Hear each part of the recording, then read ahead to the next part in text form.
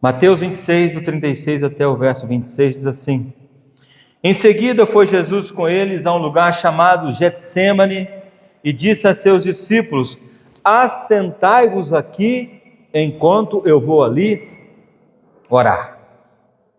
E levando consigo a Pedro e aos 2 filhos de Zebedeu, começou a entristecer-se e a angustiar-se. Então lhe disse: A minha alma está profundamente triste até a morte, ficai aqui e vigiai comigo. Adiantando-se um pouco, prostrou-se sobre o seu rosto, orando e dizendo: Meu Pai, se possível, passa de mim este cálice, todavia não seja o que eu quero, e sim como tu queres. E voltando para os discípulos, achou-os dormindo e disse a Pedro: Então nem uma hora pudeste vós vigiar comigo? Vigiai e orai para que não entreis em tentação. O espírito, na verdade, está pronto, mas a carne é fraca. Tornando a retirar-se, orou de novo, dizendo: Meu Pai, se possível, se não é possível, aliás, passar de mim este cálice, sem que eu beba-o, faça a tua vontade. E voltando-se, achou outra vez dormindo, porque os seus olhos estavam pesados.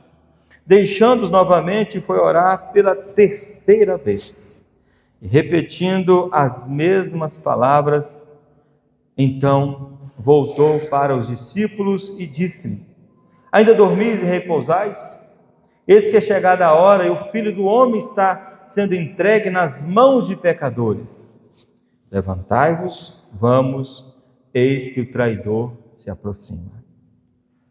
Pai querido, nós agradecemos por esse relato bíblico. Cremos, ó Deus querido, que de fato ela é a palavra do Senhor, poderosa, bendita, santa. Palavra, meu Pai, que tem aqui para nós uma mensagem que com certeza vai de encontro ao nosso coração nesta noite. E suplicamos, Pai querido, perdão pelos nossos pecados. Ajuda-nos, ó Deus, a entender agora a Tua palavra sobre a bênção e a direção do Senhor. Ó Deus querido, fale ao nosso coração. Nos ajude a entender e a sairmos desta casa que é Tua, desse santo lugar que o Senhor nos deu, ó Deus querido, valorizando esse momento e esse tempo. Para a glória Tua nós oramos, na dependência Tua nós te pedimos, Pai amado, nos ajude, meu Deus. Oramos em nome do Senhor Jesus. Amém. Janeiro de 2025, nós desafiamos o conselho dessa igreja a estimular a igreja, pelo qual nós não conhecíamos ainda, a estarmos criando um projeto extremamente novo para a igreja e novo para mim. Semana LPO. Não na primeira, mas na 3ª. Não chamar de remuneração, mas chamar de Semana LPO, louvor, palavra e oração. Aqueles que estão aqui sabem que a primeira semana foi extremamente marcante para a vida da igreja. Quem esteve aqui? Levanta a mão, por favor. Levanta a mão aí. Foi marcante? Foi. Para mim foi marcante. E durante esses últimos dias, nós já fizemos 12, já fizemos agora, inteirou 18, e vamos inteirar a 19ª semana, que começa amanhã, a Semana LPO. E o grande perigo, meus irmãos, de trabalhos e projetos como esse, é a gente se acostumar. Eu me lembrei do bairro Limoeiro, em Ipatinga. O bairro Limoeiro tinha um problema sério. Próximo do bairro Limoeiro tinha um curtume. E esse curtume, quem passava lá sentiu o cheiro não agradável. Era uma carniça mesmo. Então, às vezes que eu passava naquele lugar, eu falei assim: Jesus, como é que vocês que moram aqui nesse bairro conseguem ficar nesse lugar? E eu disse: não, a gente já acostumou, pastor. O cheiro agora se tornou um cheiro agradável. Meus irmãos, o grande problema do ser humano é que muitas das vezes nós acostumamos com algumas coisas e passa a viver no automático. Não precisamos mais passar a primeira, a segunda e a terceira. A gente está no automático, é só acelerar e vamos embora. Meus irmãos, o Senhor Jesus, quando estava instalando a sua igreja, organizando a sua igreja aqui nessa terra, ele escolhe 12 homens, ele treina 12 homens, ele anda com esses 12 homens por ruas, por vilas, por lugares ermos e tantos outros lugares, exatamente para dizer para eles: estou treinando vocês para dar sequência àquilo que Deus planejou, que é a instalação e a organização da igreja que eu virei buscar daqui a alguns dias. Antes dele ir para a cruz, ele se depara, e Mateus, não só Mateus, como evangelista Marcos e também como evangelista Lucas, registra Jesus Cristo, nosso Senhor, amado, querido, na cruz que estava para chegar. Ele aqui está num jardim chamado Getsêmani. Getsêmani era um lugar, meus irmãos, aonde as oliveiras davam as suas azeitonas, e ali as azeitonas eram prensadas para extrair o melhor azeite possível.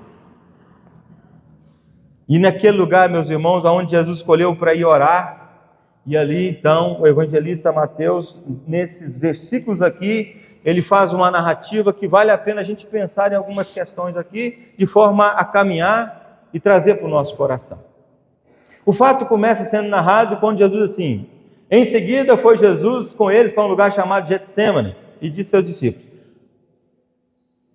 assentai-vos aqui. Ô gente, faz favor, sente-se aqui,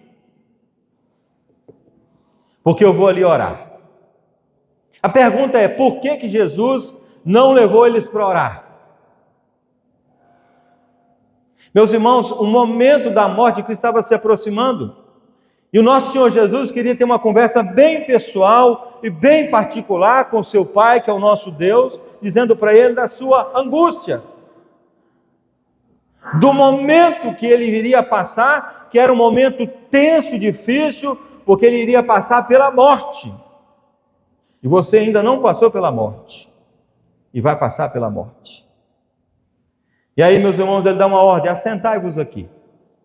Eu fiquei imaginando, será que alguns não poderiam questionar? Já era altas horas, de repente, não, vamos só ficar por aqui, a gente se escora por aqui, vamos ficar atentos ao que nosso Senhor Jesus quer. Mas, meus irmãos, a palavra de Jesus é muito clara. Ele fala assim: fiquem aqui, porque eu vou ali orar. A igreja de Cristo, os discípulos, todos nós sabemos da importância que é orar.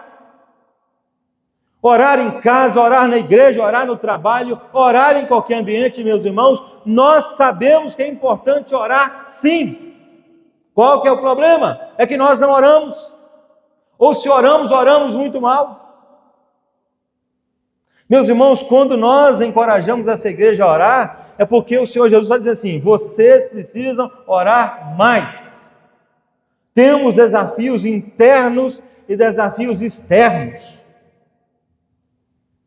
Temos crentes sofrendo, temos crentes passando por lutas, na saúde, dentro da casa, no casamento, em qualquer outra área da vida, meus irmãos, e não existe outra saída a não ser nos derramar diante desse Deus, em nome de Jesus, dizer: Deus, me ajude, cuida do meu coração, Senhor. Meus irmãos, não tem outro caminho. O texto continua que Jesus levou com ele Pedro e 2 filhos de Zebedeu. Começou, de repente, seu coração o quê? A entristecer e angustiar-se. O coração do nosso Senhor Jesus, que estava alegre porque estava instalando seu ministério, alegre porque estava pregando, estava curando pessoas. De repente, meus irmãos, o que acontece agora é que o seu coração entra num estado de tristeza e de profunda angústia. E não era por qualquer motivo. E aí, meus irmãos, o verso 38, o Senhor Jesus faz uma declaração profundamente séria, que muitas das vezes nós não paramos para avaliar, não paramos para pensar, e muito menos pensamos na seriedade que é essa declaração. Ele diz assim: a minha alma está profundamente triste até a morte. A minha alma está profundamente triste. Foi o que o Senhor Jesus disse, triste até a morte. E falou com seus discípulos: ficai aqui e vigiai comigo. Ficar com Jesus, vigiar com Jesus, foram ordens diretas dadas não por alguém, mas dadas pelo próprio Senhor Jesus. E meus irmãos, essa tem sido a ordem de Cristo para a igreja dele até os nossos dias. Vivemos uma geração, meus irmãos, que está mais preocupada com os eventos do que com os relacionamentos. Eu escrevi um artigo sobre isso essa semana, está agora no boletim, não sei se você leu. Se você não leu, você precisa ler. E se você não leu, você tem que ler agora, correndo, rápido. Onde a denúncia, meus irmãos, e aonde o alerta de Deus para essa igreja, assim, preocupe-se com o seu relacionamento com Deus e com os seus irmãos, porque tem muita gente preocupada com os eventos. Hoje eu não vou, porque hoje não tem louvor. Hoje eu vou, porque hoje tem fulano. Muitas das vezes é assim que acontece, meus irmãos. Hoje eu não vou porque hoje está frio. Hoje eu não vou porque é o professor tal que vai lecionar. Queridos, será que esse é o cristianismo instalado pelo nosso Senhor Jesus? Ele está dizendo para os seus discípulos aqui: vigiai comigo, ficai comigo. Queridos, nós estamos sendo negligentes com o nosso Senhor Jesus, porque a gente pensa mais na gente do que no reino de Deus. A gente pensa mais no aqui e agora do que na eternidade com o nosso Deus. Parece que você não entendeu o que é céu e o que é inferno. Parece que você tem que entender isso novamente. Meus irmãos, isso é muito grave. A igreja de Cristo precisa acordar para obedecer literalmente às ordens claras, explícitas do nosso Senhor Jesus, contidas na sua palavra. O texto diz, meus irmãos, que, narrado pelo Dr. Mateus, mestre Mateus, adiantando-se um pouco, prostrou-se o seu rosto, orando e dizendo: quem fez isso? O Senhor Jesus. Olha só o que ele fez. Prostrou-se sobre o seu rosto. Já prostrou sobre o seu rosto alguma vez? Como é que é essa cena? Já pensou nisso? Prostrar-se sobre o seu rosto. E o versículo continua dizendo, orando, ele fala assim: meu Pai. Ele faz uma oração respeitosa. Ele faz uma oração aqui, meus irmãos, dizendo: o Senhor é o meu Pai. Meu Pai. Se possível, ele não impõe, mas ele fala: se possível, meu Pai, passa de mim esse cálice. A morte está se aproximando, os açoites estão se aproximando, a humilhação pública está se aproximando, o madeiro é muito pesado. Pai, se possível, passa de mim esse cálice. É a oração de Jesus, meus irmãos, em nosso favor, em favor de si mesmo. O fato, meus irmãos, aqui, é que Jesus fala assim: todavia, ele coloca aqui uma condição. Não seja como eu quero, e sim como tu queres. A nossa geração de hoje fez o contrário.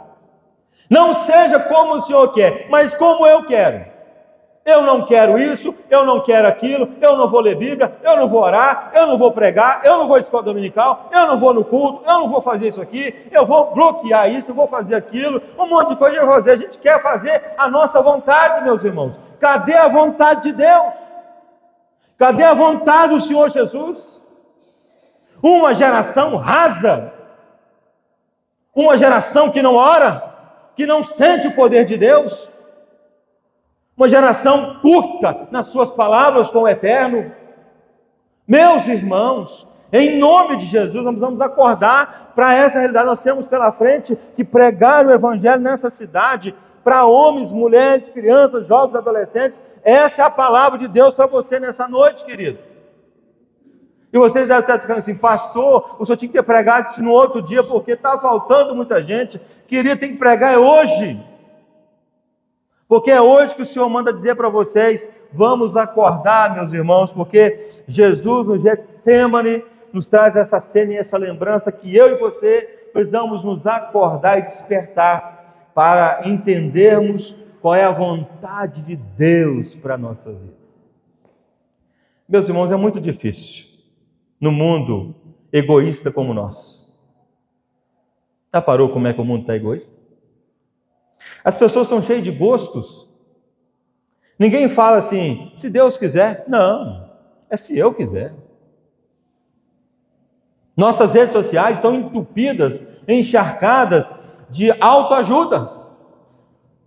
E você publica isso no seu status, e você publica isso no seu Instagram, e você fala sobre isso na sua rede social, mas se você não publica João 3,16 no seu versículo, não comenta, não tem coragem de falar nada sobre isso, vai sentir vergonha daquele que redimiu você, daquele que morreu por você na cruz. Meus irmãos, vamos acordar para isso. A obra missionária avança. Ashwell sabe, quando chega para o Brasil, no dia 12 de agosto de 1859, ele chega aqui, meus irmãos, com a cara e a coragem e a bênção do Eterno sobre sua vida. E em 5 anos e alguns dias, já tinha muita coisa acontecendo, morreu muito novo, mas deixou um legado, deixou a Igreja Presbiteriana do Brasil, que hoje nós temos a alegria de saber que essa igreja é uma igreja séria, bíblica, que prega o Evangelho e que você faz parte dela. Vemos dias, meus irmãos, e que muitos não entenderam isso, não entenderam assim: eu faço parte. Tem gente que parece que faz parte, mas não faz parte. Está mais desligado do que tudo, como diria o meu amigo, mais por fora do que semente de caju. Não se envolve, não ora, não participa, não vem, não pergunta, não fala nada. Não vigia com Jesus, não anda com Jesus, não entende esse sacrifício e essa dor do nosso Senhor Jesus, que morreu por nós na cruz. Meus irmãos, é isso mesmo.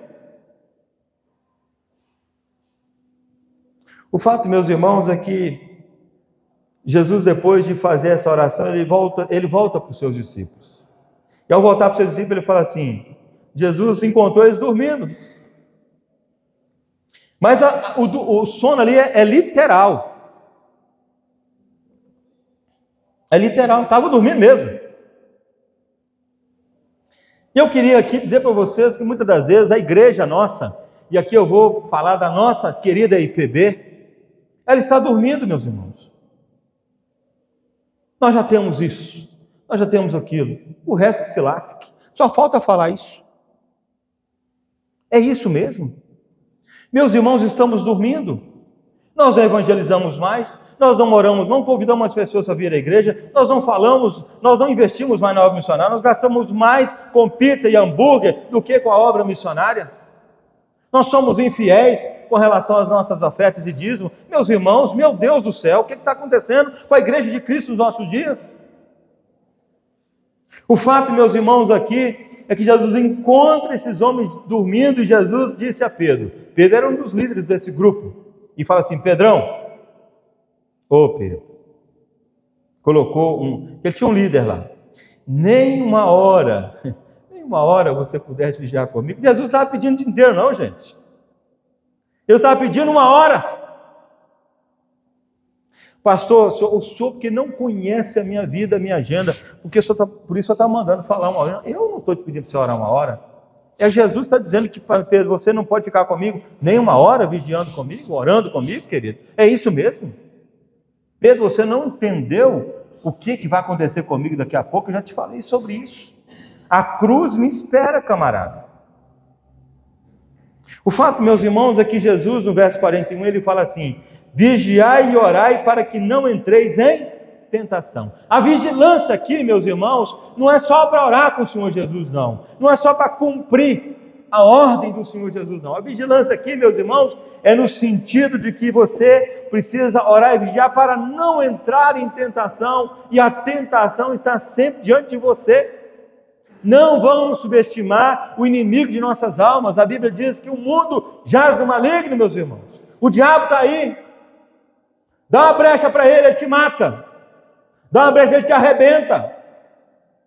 E hoje ele não te mata literalmente, mas ele mata na sua cabeça, fazendo você desanimar, fazendo você não entender, fazendo você a ser arrogante, ser orgulhoso, ser petulante, achar que você é alguma coisa diante de Deus, que é santo, santo, santo. Meus irmãos, não somos nada, absolutamente nada. O Senhor Jesus aqui, meus irmãos, está dizendo: vigiai e orai para que não entreis em tentação. E ele fala assim: o espírito, na verdade, está pronto, mas a carne é o quê? É fraca. A sua carne é fraca. Por isso que nós oramos aqui nessa noite: Senhor Jesus, visita o meu coração. Senhor Jesus, perdoa os meus pecados. Senhor Jesus, limpa da minha imundícia. Me limpa, meu. Será que você fez de fato essa oração nesse sentido, com essa alegria, com essa disposição? Eu tenho falado com Deus: Deus, não me deixa acostumar com a carniça, que a gente acostuma. Não deixa a igreja de Cristo, meu Deus, acostumar com as palavras de exortação e encorajamento, porque muitas vezes você acostuma tanto com isso, que você coloca no ponto, que anda no automático e vai embora. Meus irmãos e minhas irmãs, o fato é que depois desses fatos e acontecimentos, no verso 42, o Senhor Jesus diz assim, ele tornou a retirar-se. Ele falou assim: gente, eu chamei vocês aqui para o lugar para a gente orar, vocês não estão orando, deixa eu voltar a orar. Ele podia ter desanimado ali, não poderia? Já que vocês não querem nada, não querem orar, não querem ficar comigo, caço o rumo de vocês, eu vou ficar aqui com o meu Deus e vou orar a Ele. Mas olha só, meus irmãos, o que acontece no verso 42. Jesus ora de novo. Ele repete a oração. E ele diz assim: meu Pai, se não for possível passar de mim este cálice, sem que eu beba, faça-se a tua vontade. Só que aí, meus irmãos, assim como ele voltou a orar, a turma voltou a dormir. Ele está lá orando: Senhor, o Senhor faz a vontade do Senhor. Senhor, eu imagino na minha cabeça, meus irmãos, e isso não é loucura, mas é um fato real, o Senhor Jesus ali, como ele era Deus o Todo-Poderoso, onisciente, onipotente, onipresente, ele consegue olhar para esse dia de hoje, 19 de julho de 2026, e consegue olhar para mim, para você, e falar assim: eu estou entregando a minha vida na cruz por aquela turma que está lá, porque ele é dono do tempo, e ele sabe todas as coisas. Ele começa a orar de novo, só que aí, meus irmãos, o verso 43, o que acontece? Jesus volta, gente, eu vou voltar, porque a turma está no fervor ali, a turma está em oração, a turma entendeu que precisa orar, não é verdade? Eu vou pegar eles na oração. Achou-os outra vez o quê? Dormindo. Os seus olhos estavam o quê? Pesados. Meus irmãos, se eu dissesse para você assim: meu querido irmão, amanhã, às 19 horas, o Senhor Jesus vai voltar e vai buscar a sua igreja, esteja preparado. E você diz assim: pastor, isso é verdade? Eu acabei de receber a informação. Isso é uma heresia das maiores, não é verdade? Mas pensa comigo, querido, qual seria a sua reação a partir de agora, sabendo que Jesus voltaria amanhã às 19 horas? O que você faria? Você parou para pensar nisso? Porque viver pensando na eternidade é viver o dia de hoje como se Cristo estivesse voltando amanhã, meus irmãos, se preparando. E é interessante aqui, meus irmãos, que os olhos dessa turma estavam pesados. Já ficou com o olho pesado? Quando a coisa não nos interessa, os olhos ficam pesados. Mas quando a coisa não interessa, a gente fica a noite inteira acordada. Sim ou não? Sim. Meus irmãos, os discípulos aqui não entenderam que estava se aproximando o traidor. Eu vou falar um pouco sobre isso. O traidor estava se aproximando para dizer assim: é ele, e é o Senhor Jesus. A turma queria matar ele. O fato, meus irmãos, que os olhos estavam pesados, e muitas das vezes, meus irmãos, o Senhor Jesus manda você vigiar, mas você prefere ficar com os olhos pesados. Não vem orar, não ora em casa, não ora em lugar nenhum, e está levando a vida como se a vida fosse a coisa mais fácil do mundo para viver. Meu Deus do céu, Senhor Jesus, o que está acontecendo com a nossa geração?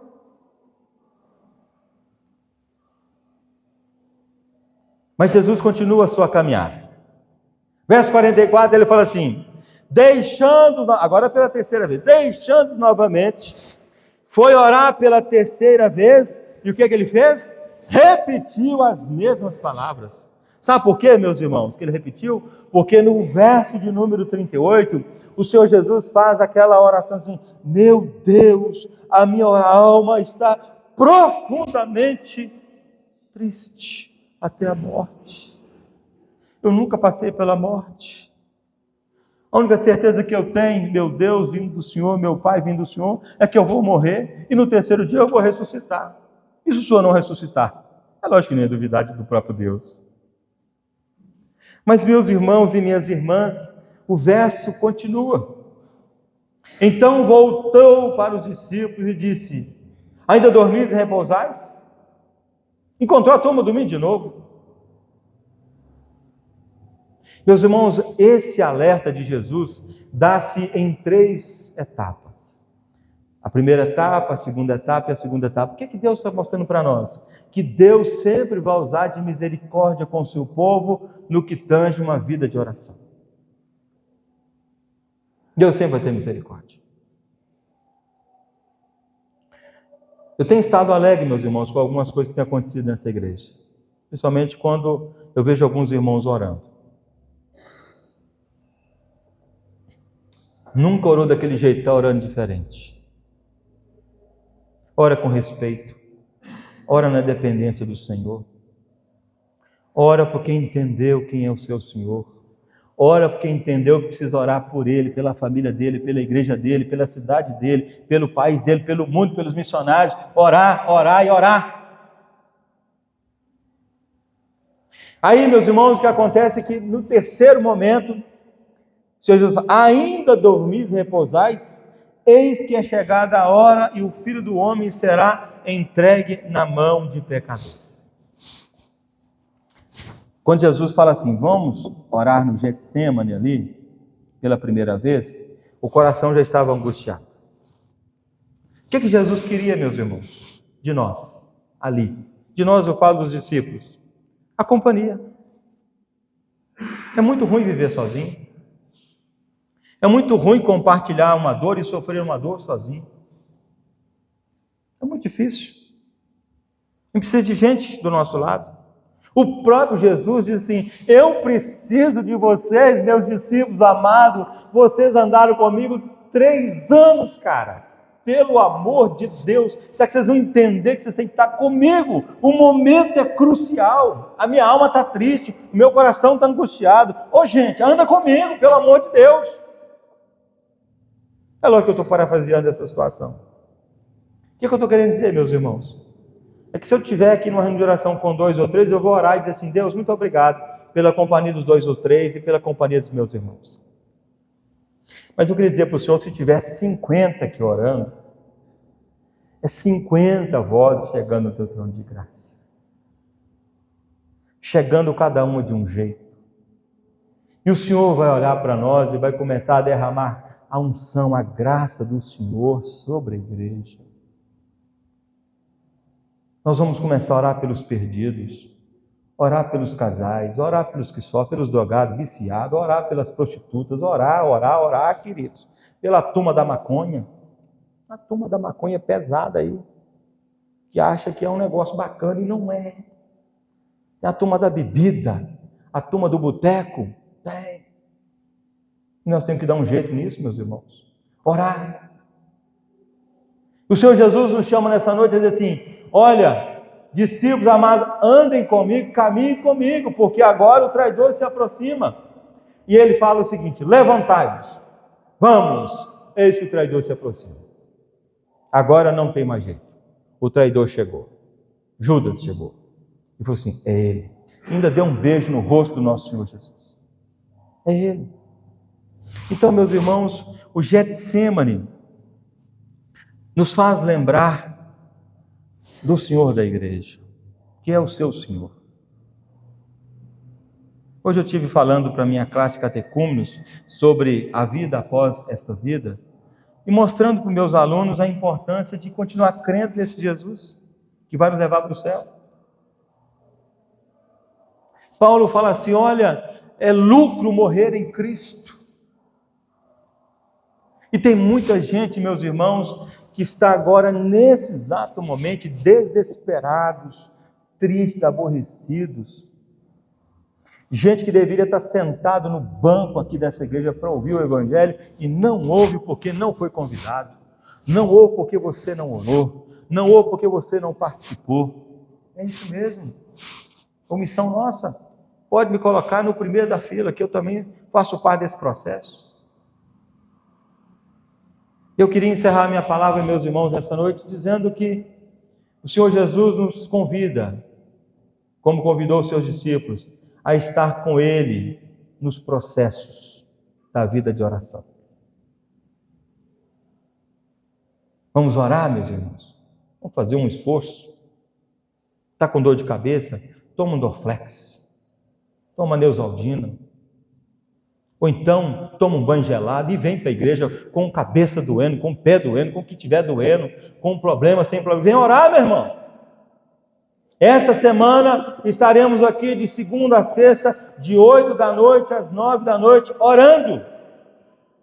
Vamos louvar, vamos cantar, vamos ter um momento de devoção, mas vamos estar aqui orando. E o tema é, vocês vão saber amanhã. Nós vamos começar amanhã com o tema. O conselho já sabe o que é o tema. E a gente precisa, meus irmãos, caminhar nessa direção. A palavra de Deus nos convida a orar. O Senhor Jesus é esse modelo de oração para nós. Eu fico numa vergonha quando eu me deparo com o meu Senhor Jesus diante dessa realidade. Assim, meu Deus, poderia ser eu que estaria no meio desse rolo aqui, ó. E hoje os meus olhos estão tão pesados, muitas das vezes, que em vez de eu orar, eu durmo.